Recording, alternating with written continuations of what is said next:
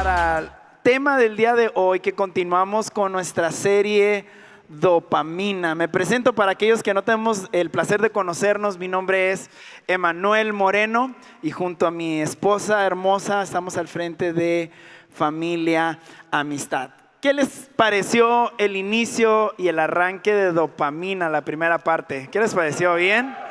Sí, estuvimos la gran mayoría en la primera parte.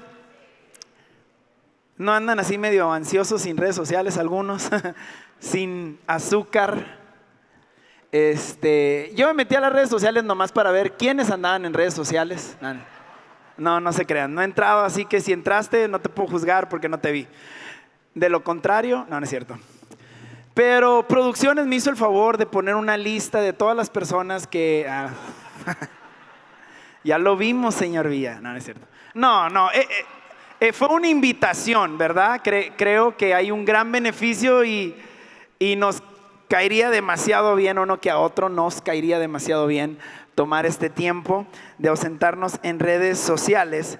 Y hoy vamos a continuar con la segunda parte llamada Dopamina. Para los que no estuvieron la vez pasada, domingo pasado iniciamos una serie llamada Dopamina. Dopamina es un neurotransmisor que tenemos en nuestro organismo que se encarga de liberar el placer. Muchos la conocemos más comúnmente como la hormona del placer. Y hablamos que la dopamina no solamente es un neurotransmisor que libera placer, sino que con el paso del tiempo la dopamina, si no la controlamos, se convierte en un persuasor del placer. Entonces nos empieza a manipular, nos empieza a empujar, nos empieza a persuadir para que nosotros hagamos cosas, comamos cosas, tengamos hábitos para estar experimentando un constante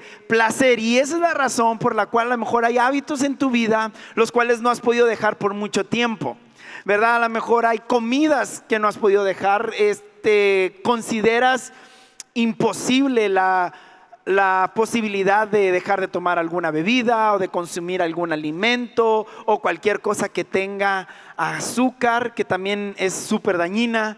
Y la dopamina está detrás de ella manipulando tus decisiones. Y por ejemplo, tú quieres tu ser interior, tu espíritu te dice lo que es prudente, pero tu dopamina vence y te manipula y te dice, pues ¿por qué tomarte una botella de agua cuando te puedes tomar una Coca-Cola? ¿Por qué comerte una ensalada cuando te puedes comer una hamburguesa? Y la dopamina, entre más la alimentamos, mayor poder toma sobre de nosotros y se convierte, en lugar de ser una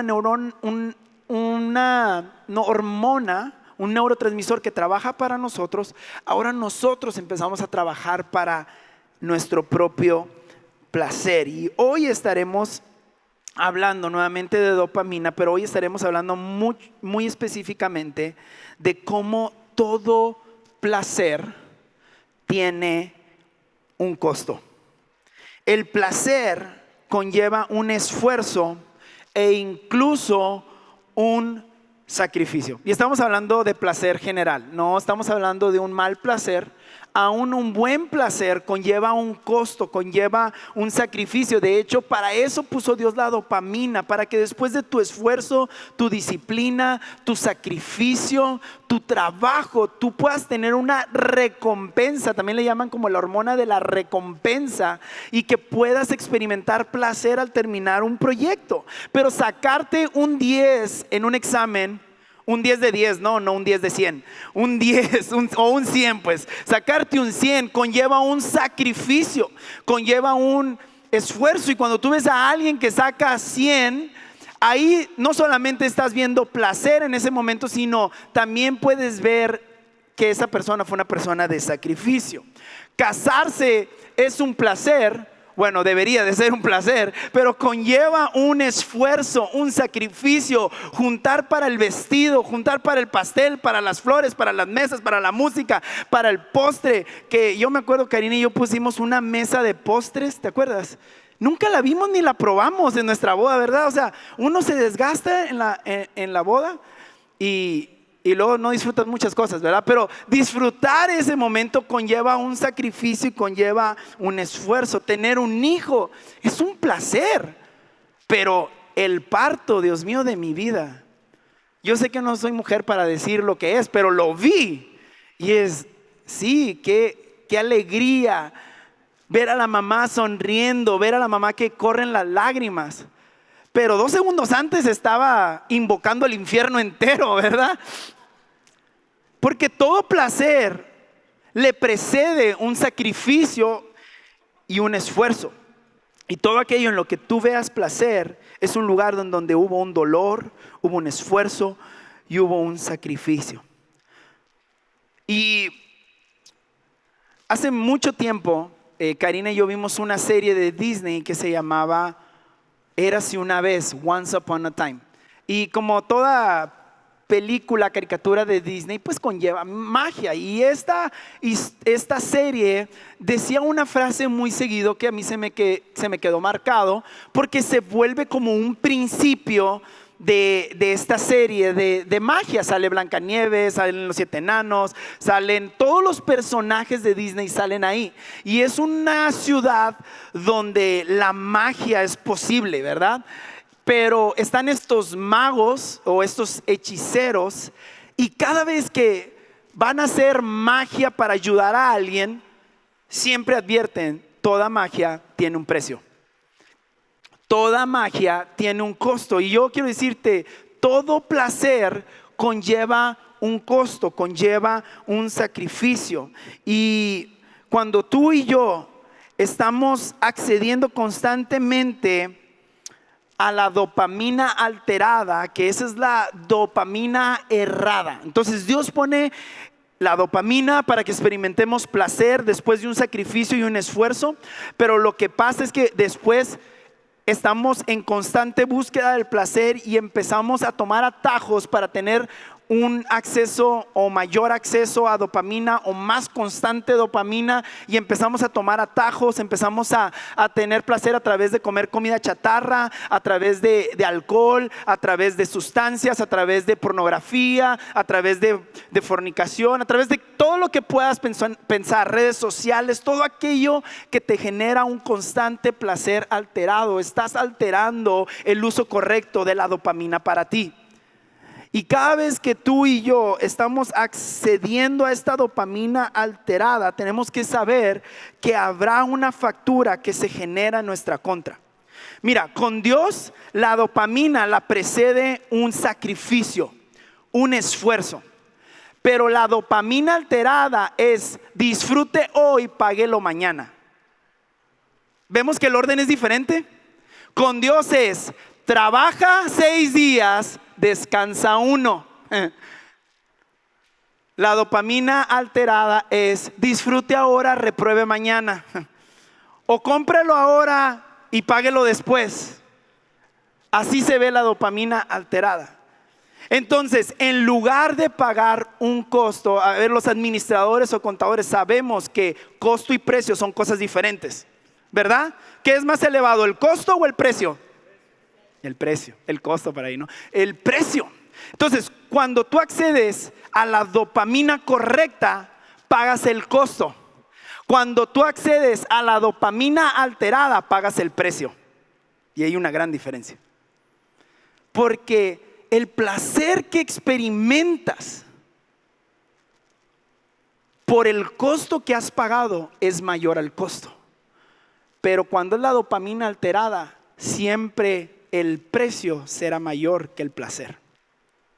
O sea, sobrepagarás por un placer. Y ese es el tema con el pecado. Es que siempre te promete mayor placer, pero solamente te deja mayormente en bancarrota que la vez anterior. Y yo quiero contarte una historia de un hombre que se llamó Judá. Y a lo mejor no lo ubicamos mucho, pero Judá fue uno de los hermanos de José el soñador. Y esta historia está en Génesis 38, si me puedes acompañar. Génesis 38. Y solamente escuchamos este capítulo con respecto a Judá.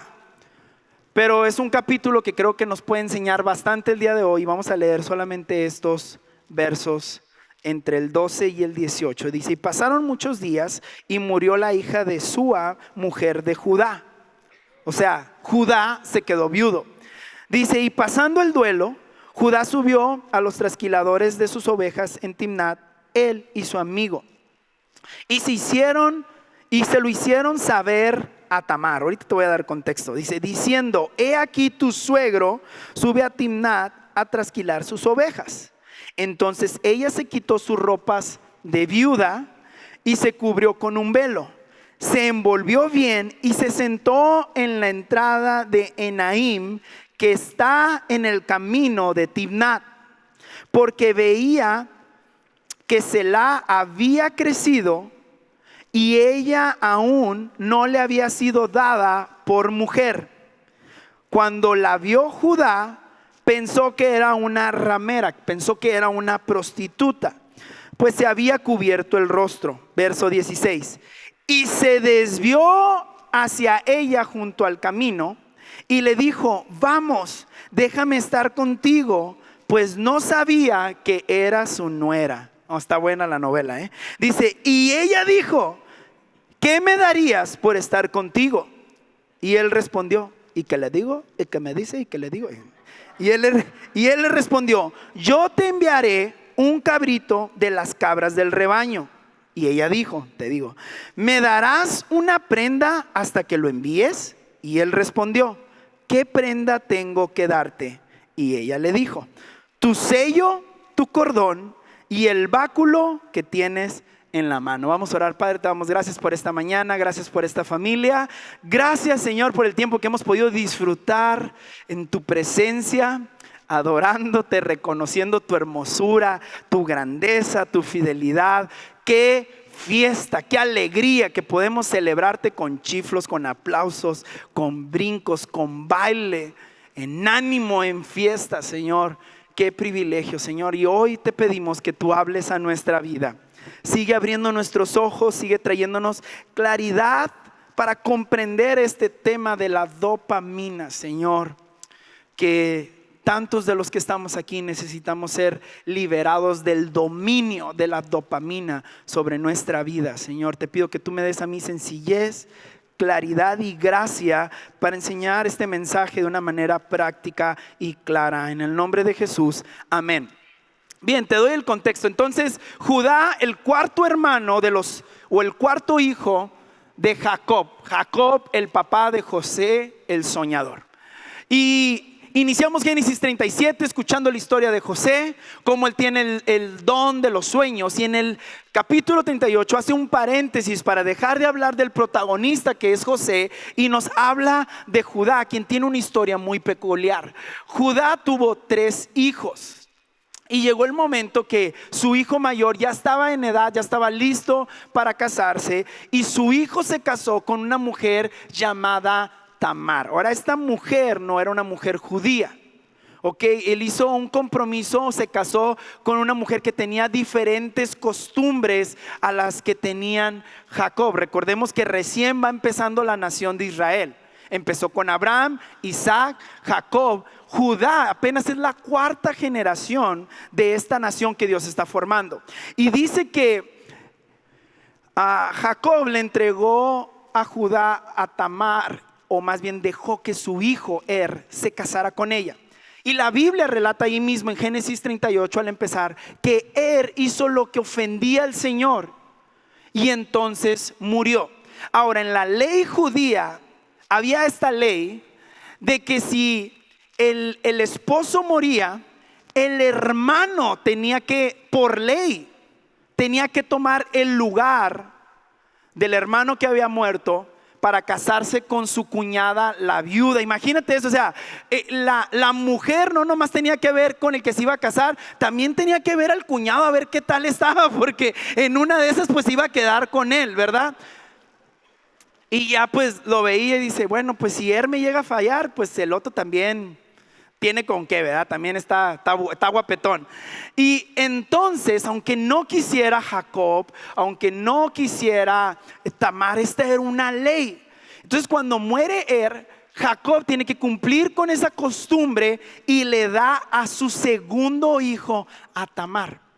Pero otra ley que había dentro de esta ley es que los hijos que tuviera el hermano sucesor no iban a ser sus hijos, sino que iban a ser hijos del hermano mayor. ¿Sí me explico? O sea, haz de cuenta que, es que no quiero poner ejemplos con gente de aquí porque está medio perturbador eso, ¿verdad? Es que iba a decir nosotros, pero no, está muy perturbador. Entonces haz de cuenta que los hijos del segundo hermano iban a, aunque tengan el mismo apellido, iban a pertenecer a su hermano el difunto. Entonces el segundo hermano en su orgullo dijo, pues está bien, yo me encargo de darle a la mujer lo que necesita, pero yo no le voy a dar hijos a mi hermano. Entonces dice que este segundo hijo de Jacob nunca embarazó intencionalmente a su cuñada Tamar. Y el Señor se enojó y perdió la vida. Entonces imagínate, vuelve Tamar ahora con el suegro y le dice, de los 3 que yo tenía, ya nomás me queda uno, ¿verdad? Y Jacob hizo lo que cualquier papá hubiera hecho. No, pues ya tronaste el primero y tronaste el segundo. No, mija, este también me lo vas a desvielar. No está listo todavía para correr. Y le dice, regresa a tu tierra con tu familia. Y cuando mi hijo el tercero ya esté más madurito, ya le hayamos puesto defensas, ¿verdad? Entonces te lo puedes llevar. Y Tamar regresó a la tierra. Dice que murió la esposa de de Judá. Y Judá va a Timnat, a un templo, al templo de la diosa Aserá.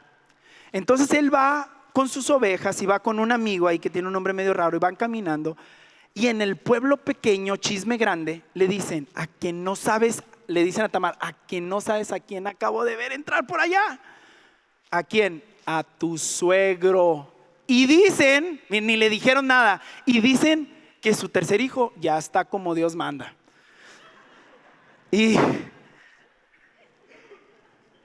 Y Tamar, quien la verdad era una mujer muy astuta, y algo le conocía al suegro, dice que fue y se quitó sus ropas. Digo, algo le conocía al suegro porque el suegro, acuérdate, tuvo 2 esposas, Lea y Raquel, y 2 concubinas, o sea, tuvo 4 mujeres. Entonces esa misma herencia venía en Judá también. Y dice que va, se quita sus ropas de viuda. Tamar todavía estaba en luto por los 2 hombres que se le habían muerto.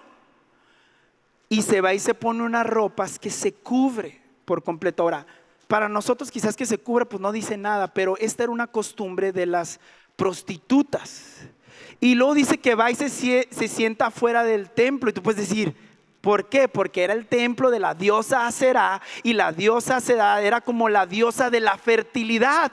Y la forma en la que adoraban a esta diosa era teniendo relaciones sexuales ilícitas. Entonces dice que va por el camino, caminando Judá, y ve a una mujer con el rostro cubierto ahí en la esquina, y la ve y dice que se desvía. Mira cómo dice el verso número 16. Dice, cuando la vio Judá, pensó que era una ramera, pues se había cubrido el rostro. Y ve el verso 16, y se desvió hacia ella junto al camino, y va con ella y le pregunta cuánto tendría que pagar o qué le tendría que ofrecer para acostarse con ella. Y yo quiero hacer un paréntesis aquí y decirte que en nuestra vida, que es como un camino, va a haber muchas cosas en el camino que las puedes hacer, pero como veíamos que decía Pablo, todo me es permitido. Podrías hacerlo, sí, pero no todo te conviene. Y en muchas ocasiones tenemos que entender que no porque lo pueda hacer, lo debo hacer. O no porque mucha gente lo hace, entonces está bien. Seguramente Judá no era el único que lo había hecho. Y Judá se tomó esta libertad. Judá iba a una cosa con un destino, con un propósito, pero algo junto al camino lo distrajo y lo terminó desviando momentáneamente, esto es importante, momentáneamente de lo que él había propuesto hacer. Y yo me pregunto, ¿cuántas veces nosotros somos como Judá? Porque este no es un mensaje para alguien que siempre ha estado apartado de Dios. De hecho, esas personas a lo mejor ni siquiera están en este lugar. Este mensaje es para personas que quizás hemos tenido esta costumbre y este hábito. Vamos en nuestro camino, vamos en nuestro propósito, vamos en nuestro llamado, vamos en nuestras metas y en nuestros objetivos, pero tenemos la constante tendencia de hacer paradas momentáneas para complacer a nuestra carne. ¿Sí me explico? Tú y yo sí servimos, sí ofrendamos, diezmamos, nos congregamos, discipulamos, predicamos, tocamos, pero cada cierto tiempo constantemente estamos como Judá, saliéndonos un ratito del camino, alimentando nuestro placer y luego regresamos. Y Judá continuó con su camino.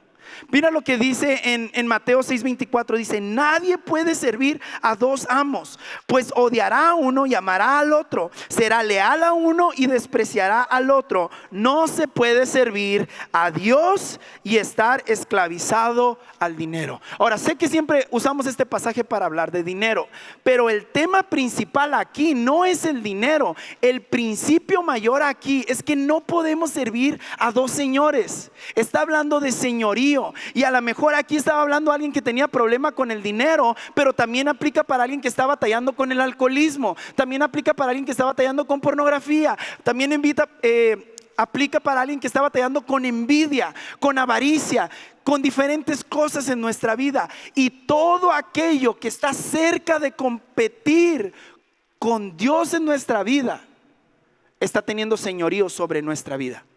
Todo aquello que te hace que te desvíes por un momento de lo que Dios te está llamando para traer placer a tu vida, ya está teniendo señorío sobre tu vida.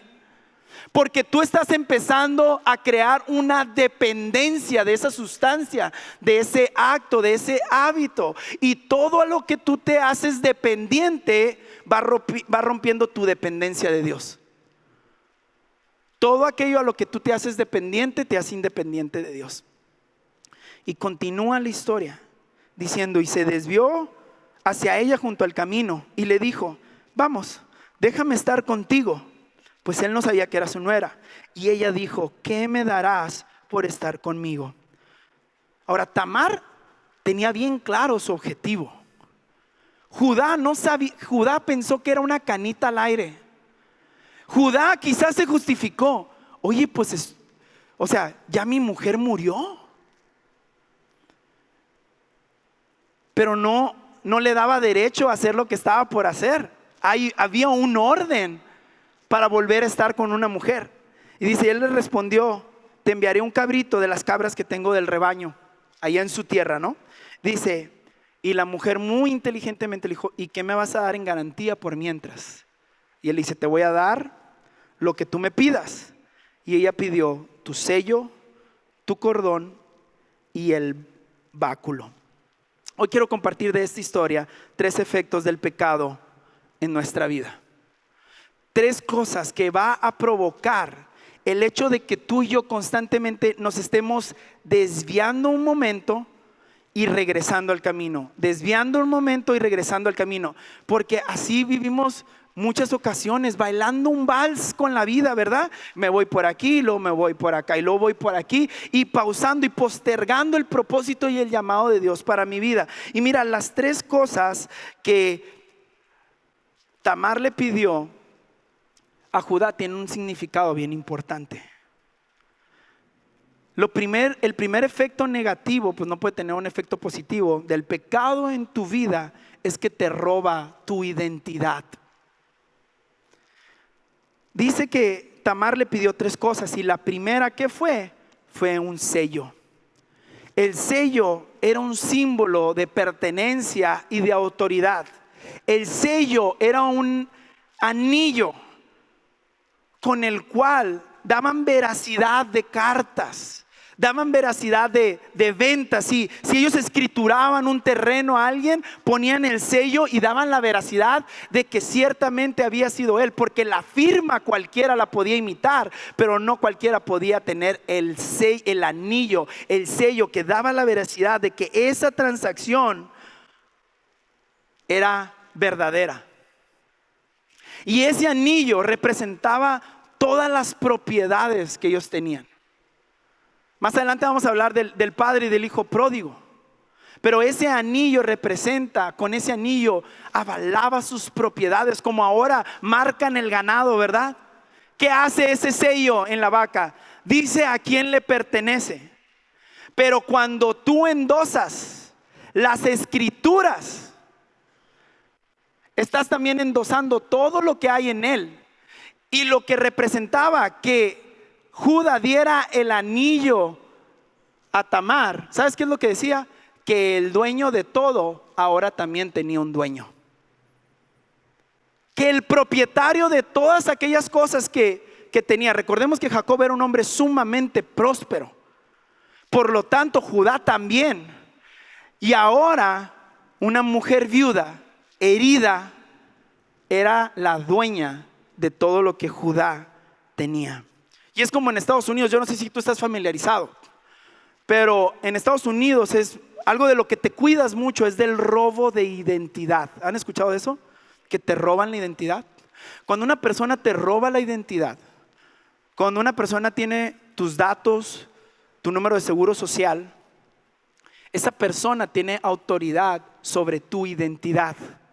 Porque ahora lo que hacen cuando te roban esa identidad, cuando ellos tienen esa información, es ahora sacan créditos a tu nombre, sacan carros a tu nombre, tarjetas de crédito departamentales, y de repente a los meses te llega, adivina qué, facturas, diciéndote que allá en Wisconsin, un lugar que nunca has ido, Emanuel Moreno se compró una camioneta del año. Y lo mismo era lo que estaba pasando con Judá, con lo que Tamar le estaba haciendo.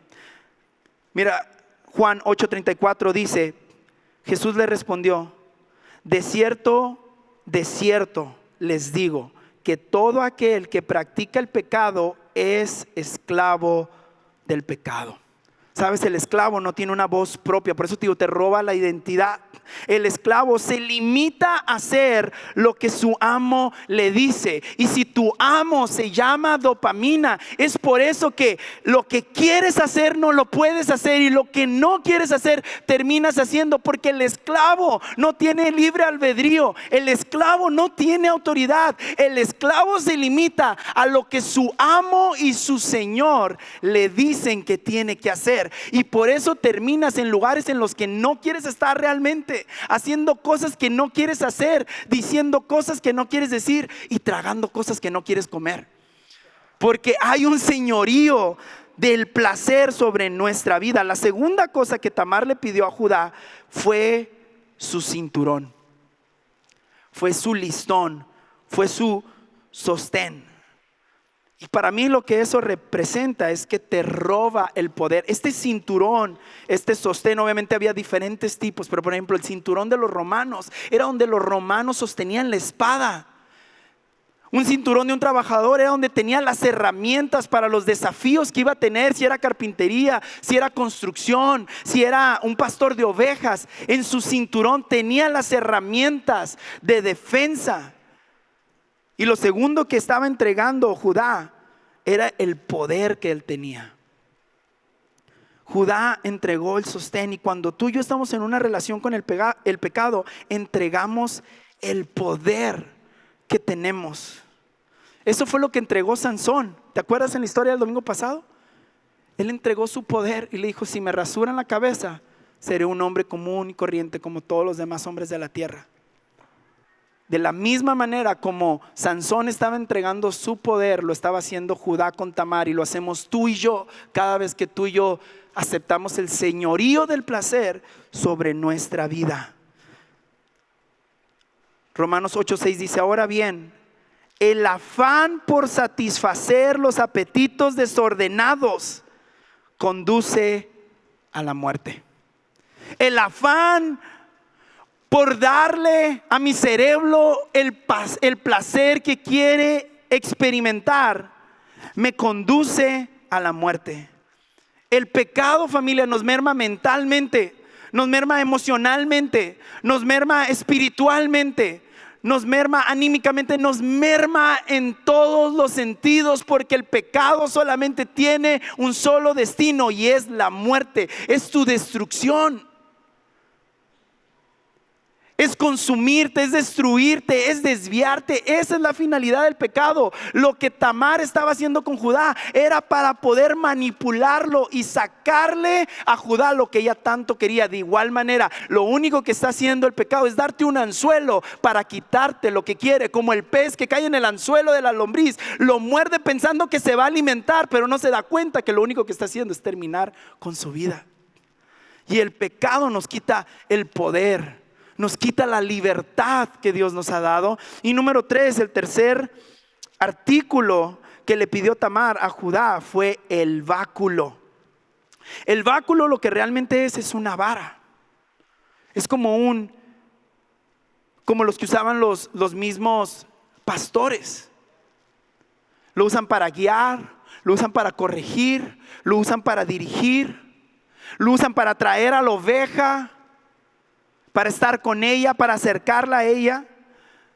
Y lo que estaba haciendo Judá al entregar el báculo es que él estaba entregando su sostén, porque este báculo, esta vara, también era para apoyarse, era para sostenerse.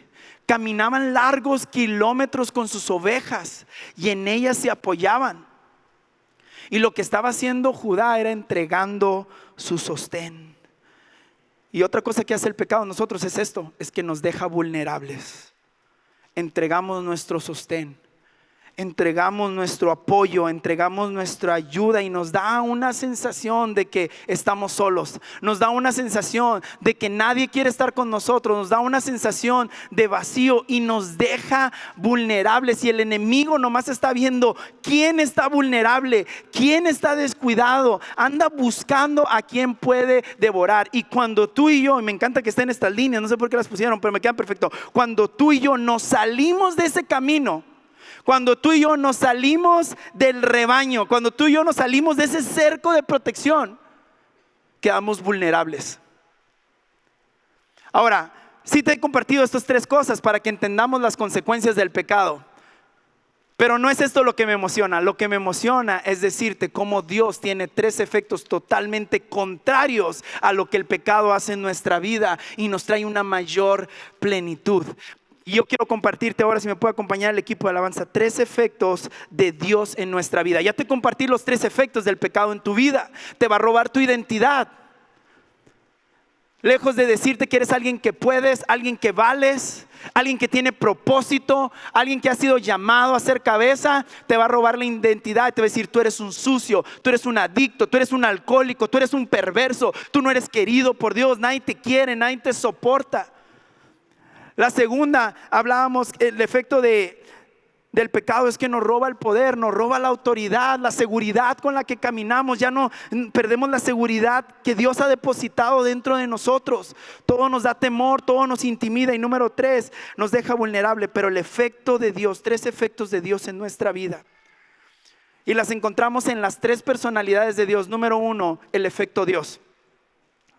El pecado nos quita el sello y nos quita la identidad, pero Dios nos brinda una nueva identidad. Nos da identidad de hijos. El pecado nos da identidad de esclavos, pero Dios nos da identidad de hijos. El hijo tiene libertad en su casa y todo lo que es de su padre es de él también. Y ya no tenemos por qué seguir esclavos del pecado. ¿Recuerdas la historia de el hijo pródigo? Mira lo que dice en Lucas 15:13. Dice: a los pocos días el hijo menor vendió lo que su padre le había dado y se fue lejos a otro país. Ve esta frase: allá se dedicó a darse gusto. ¿Qué quiere decir? Allá se dedicó a darse placer.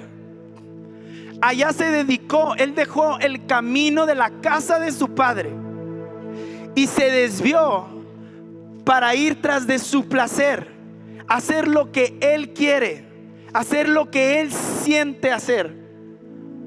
Y dentro de esas cosas que él vendió para vivir esa vida, iba un anillo que representaba su identidad, que representaba no solamente a quién pertenecía, sino representaba todo lo que le correspondía por pertenecer a esa familia.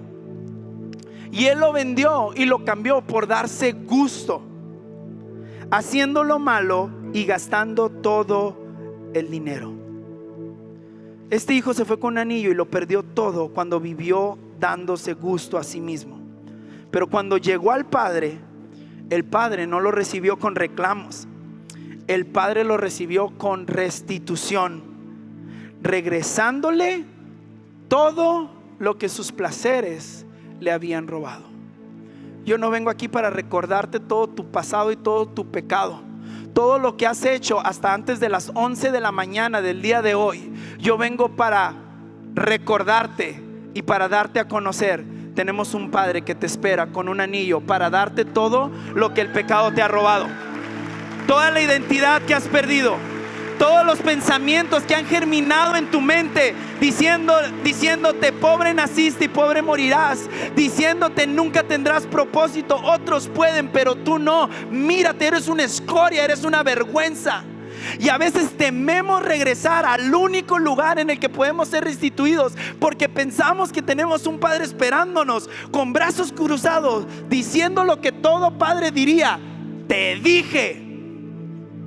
¿Sí o no? No hay palabra más satisfactoria para un padre que decir: te lo dije. Pero no tenemos un padre que está de brazos cruzados. Tenemos un padre que está a la espera y dice, y el padre esperando lo vio y corrió. ¿Sabes que era una humillación para un anciano correr? Por eso la Biblia lo destaca. Así como fue una humillación para el padre enviar a su hijo a la tierra. Imagínate el más puro y el más santo caminando con lo más vulnerable, lo más débil. Nos asombramos con políticos que caminan en campañas. No tienen nada contra nuestro Dios, que se humilló a sí mismo, tomó semejanza de hombre, nos extendió sus brazos en una cruz para que tú y yo podamos ser restituidos y que podamos recibir todo lo que Él ganó con el precio que Él pagó en la cruz. Fue mucho más alto de lo que debería haber costado, pero Él estuvo dispuesto a pagar el precio para que tú y yo podamos ser restituidos y disfrutar de lo que Él siempre había. No es que Dios no tenía preparadas cosas buenas para ti, siempre tuvo preparadas cosas buenas para ti, pero nosotros abandonamos, derrochamos, malgastamos, vendimos todo para darnos gusto. Y cuando nos dimos cuenta y caímos en sí como el hijo pródigo, decidimos volver al camino nuevamente, decidimos regresar a esta segunda oportunidad, y lejos de toparnos con juicio, nos topamos con gracia.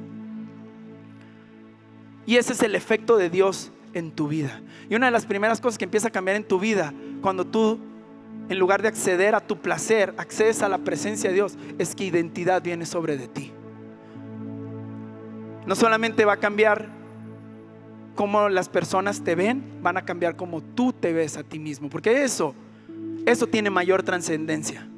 A veces le damos mucha importancia a cómo me verá la gente.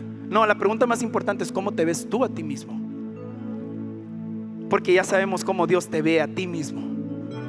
Él no te ve a través del filtro de lo que haces, Él te ve a través del filtro de lo que eres. Y Él nunca ha dejado de ver quién realmente tú eres. El segundo efecto que encontramos en las personalidades de Dios es el efecto Jesús. Y me gusta cómo cada uno cancela. El pecado te roba identidad, el Padre te la da y cancela. Tiene mayor poder que lo que el pecado puede hacer en tu vida. Y luego el pecado te roba poder, te roba autoridad. Pero luego viene el efecto Jesús sobre nosotros. Y cuando Jesús viene en nosotros, pasa lo que Pablo decía: todo lo puedo en Cristo que me fortalece.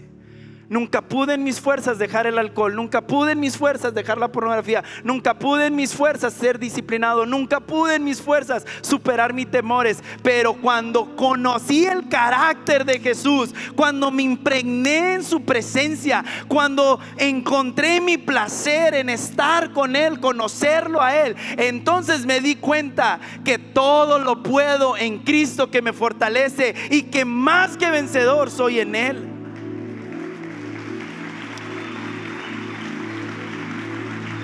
Lucas 5:25 cuenta esta historia del paralítico que tenía 4 amigos y lo pusieron en una cama. Y dice que cuando llegaron la multitud se salía de la casa. Entonces los amigos persistentes, necios, vieron una escalera y subieron por la escalera. ¿Y qué hicieron? Rompieron el techo y bajaron al amigo y lo pusieron delante de Jesús. Y esta historia es tan similar porque eso es lo que hace el pecado. El pecado te esclaviza, el pecado te ata, pero el poder de Dios te libera. Si me pueden apoyar por favor con lo que tenemos acá atrás.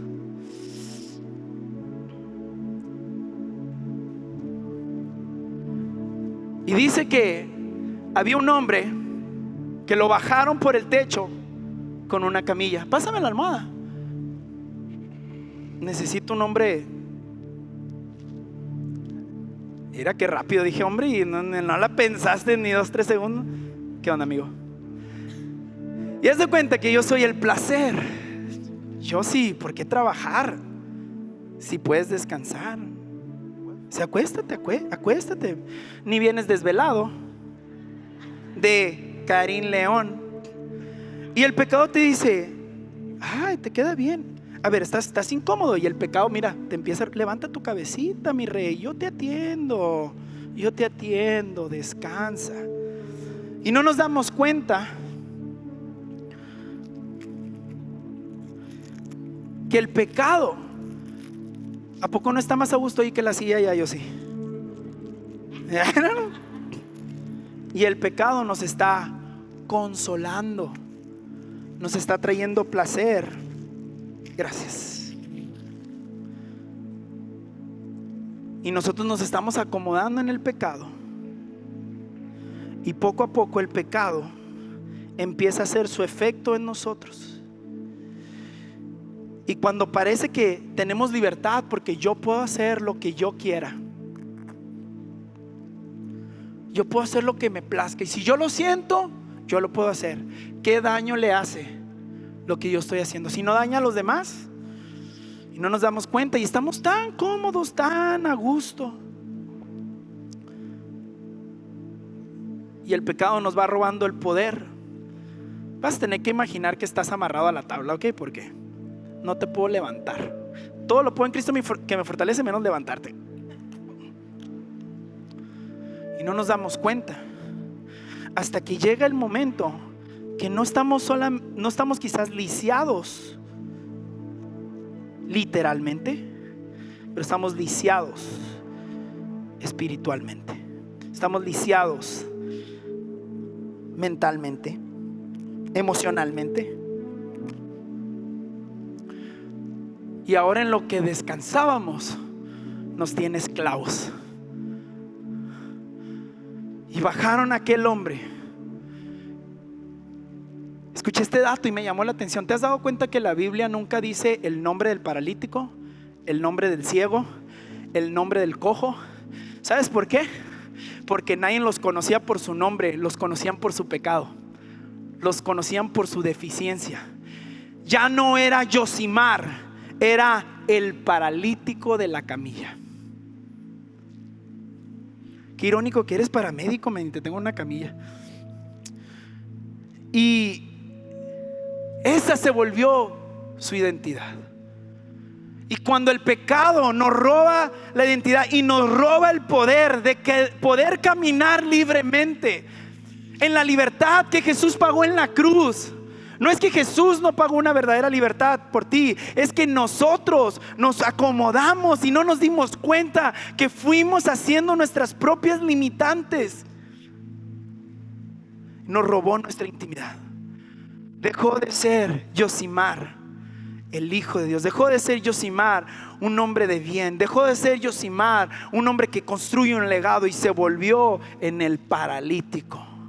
Pero cuando ese es el efecto del pecado, cada vez que Jesús se encontraba con un enfermo, con un lisiado, con un cojo, el efecto es que no solamente los sanaba, sino que Él los empoderaba y les decía: levántate y toma tu camilla. Jesús no la tomó, le dijo: tómala tú, para que la gente vea que lo que antes tenía dominio sobre ti, ahora tú tienes dominio sobre él. Las tentaciones y los deseos no se han ido, pero ya no te dominan. Ahora tú las dominas a ellas. Antes ellas te ataban a ti, pero ahora tú las controlas a ellas. Y eso es lo que hace Jesús. No es que se te van a acabar quizás los deseos de beber, de ver pornografía, de hacer cosas ilícitas. Es que ahora tú ya no serás esclavo, porque Él te da la libertad para que tú tengas dominio sobre las cosas. Ese es el poder que Dios nos da. No solamente nos sana, sino que nos empodera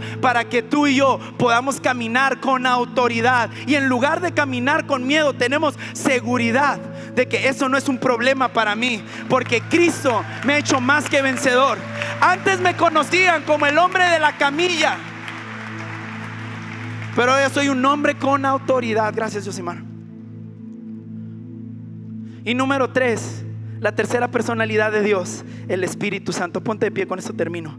El Espíritu Santo. El efecto del Espíritu Santo. El efecto Dios te da identidad. El efecto Jesús te da poder, te da libertad. Y el efecto del Espíritu Santo, el báculo representaba la guía, representaba el sostén, representaba el consuelo. Y Judá lo dejó. Pero mira lo que dice Jesús respecto al Espíritu Santo: todo esto les digo ahora que estoy con ustedes, pero el Consolador, el Espíritu Santo, a quien el Padre enviará en mi nombre, les enseñará todas estas cosas y les hará ¿qué? Recordar. Esta mañana te dije: no vengo para decirte nada más lo que el pecado hace sobre ti, sino vengo para recordarte lo que Dios ya hizo por ti. Y el Espíritu Santo, cuando entregó el báculo, Él perdió la guía, pero el Espíritu Santo es nuestra guía. Él perdió el consuelo, pero el Espíritu Santo es nuestro consolador, es nuestro sustento. Y el Espíritu Santo hace exactamente lo contrario que el efecto del pecado en nuestra vida. El pecado nos confunde, el Espíritu Santo nos guía. El pecado nos aplasta, el Espíritu Santo nos sostiene. El pecado nos lastima, pero el Espíritu Santo nos consuela. Y si tú, hablábamos esto el otro domingo, si tú solamente dejas un vicio, un hábito y un placer, pero no te llenas de Dios, no te llenas de Jesús, no te llenas de su palabra y no te llenas del Espíritu Santo, lo único que harás es cambiar un vicio por otro. Dejarás la nicotina y tomarás el alcohol. Dejarás el alcohol y tomarás la pornografía. Dejarás la pornografía y agarrarás el chisme. Dejarás el chisme y agarrarás la gula. Porque no tenemos la capacidad, o más bien tenemos la necesidad de ser llenados. Tenemos la necesidad dentro de nosotros de ser saciados. Y muchas cosas en este mundo te podrán llenar, pero solo Dios te puede saciar. Solamente Dios puede traer una verdadera libertad. Y quizás algunos, mira, me expongo un poquito. Yo eliminé mis redes sociales y le dije a Karina, y que no sabes qué me torcí haciendo. Le dije: tengo 4 bancos que uso para diferentes cosas. Y me encontré brincando de aplicación en aplicación del banco, de Bancomer a Santander, de Santander a Banorte, de Banorte a Capital One, de Capital One a Wells Fargo. Es el hábito. Dejé las redes sociales, pero agarré otra aplicación. Y así somos. Dejamos, ¿por qué? Porque tenemos esta necesidad de lléname, consumir, felicidad, placer. Pero cuando tú y yo volvemos al camino y nos enfocamos, Cristo Jesús se vuelve nuestra plenitud. Él se vuelve más que suficiente. Él nos llena, Él nos lo da todo. Él nos hace plenos. Él satisface cada una de nuestras necesidades. Él llena cada una de nuestras necesidades que tenemos, la ansiedad, la depresión, y Él las rompe por completo porque Él las llena. Ya no hay lugar en nuestra mente porque Él se ha metido hasta cada rincón de nuestra vida. Cierra tus ojos ahí. Y si quizás tú tienes buen rato que hiciste esta parada como Judá, hoy quiero decirte: hey, vuelve al camino. Vuelve al camino. ¿Sabes qué pasó? Judá regresó a su ciudad, y cuando estaba en su ciudad le dijeron: ¿a que no sabes lo que me acabo de enterar? Que tu nuerita Tamar está embarazada. Que la saquen y que la quemen, dijo. Ya la hice. No voy a entregar a mi hijo, a mi tercer hijo. Y van por Tamar, la sacan, ya la van a matar. Y dice Tamar: hey, nomás déjame, les mando un WhatsApp. Díganle a mi suegro que el padre de esta criatura es el dueño de estas 3 cosas. Y le saco unas fotos: un anillo, un sostén, un listón, un cinto y un báculo. Y el siervo la agarra y le manda el WhatsApp. Le llega a Judá y dice: ah, caray, estos son míos. Y luego dice: dicen que el papá del bebé de Tamar es el dueño de estas cosas. Y eso es lo que hace el pecado en tu vida. Cuando tú quieres ejercer un poder, te dice: espérate, ¿cómo que en el nombre de Jesús? Mira tu historial, hijo. ¿Cómo que vas a enseñar de amor? Mira, te enseño el video de la revolcada que le pegaste a tu hijo. ¿Cómo que vas a adorar a Dios si con esas manos andabas haciendo? Tú y yo sabemos muy bien qué andabas haciendo con esas manos. Y te roba el poder, te roba la libertad. Pero Jesús vino para que tú y yo podamos recuperar. Y cuando el pecado se levanta para pasarte la factura del placer, dice que tenemos el abogado fiel junto al Padre que se levanta: esa factura ya fue pagada, esa factura ya fue pagada, esa factura ya fue pagada, ese pecado ya fue pagado. Todo fue saldado en la cruz del Calvario.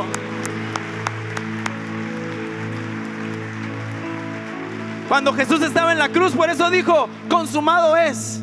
Consumado es era una leyenda que se ponía en los impuestos que los israelitas pagaban a los romanos. Y cuando ellos llegaban y pagaban sus impuestos, sellaban la factura y decía: consumado es. Y esa es la factura que Dios estaba pagando en la cruz, diciendo: consumado es ese pecado, consumado es ese pecado. Cuando la paga del pecado era la muerte, yo di mi vida para saldar esos pecados. Y esa es la identidad que el enemigo no quiere que recuerdes. Él te dice: no, ¿para qué vas a ir con Dios? Qué vergüenza ir con Dios, qué vergüenza decirle a Dios que eres un adicto después de 30 años de cristiano. Pero el Padre está como el padre del hijo pródigo esperando. Cae en ti, cae en sí, cae en sí, cae en sí. Vuelve.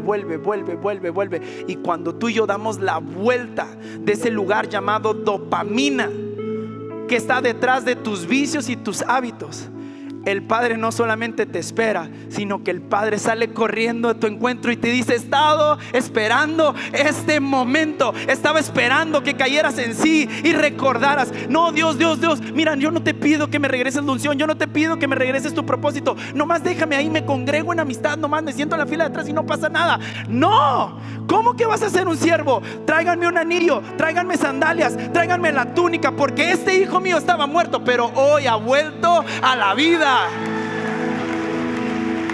El coro. Y este no es un mensaje, no es un mensaje para cerrar en tristeza, ¿estás de acuerdo?